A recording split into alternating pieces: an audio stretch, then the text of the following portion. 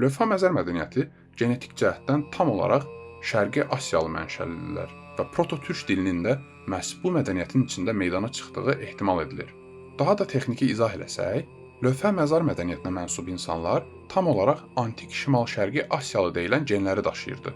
Antik şimal-şərqi Asiyalı günümüzdən 7 ilə 4000 il əvvəl Şərqi Sibirdə, Monqolistanda və Baykal göl ətrafında yaşamış ovçu toplayıcıların nəslini ifadə edən genetik bir addır. 2023-cü ildə ilk dəfə olaraq Aşina klanına aid bir nəfərin DNT analizlərinin nəticələri paylaşıldı. Daha dəqiq desək, istifadə edilən nümunə Göytürklərin ilk xanı olmuş Bumun xanın nəvəsi Muğan xanın qızı Şəhzadə Aşinaya aiddir. Bu araşdırma Damqard və həmkarlarının fikirlərini doğrulayır.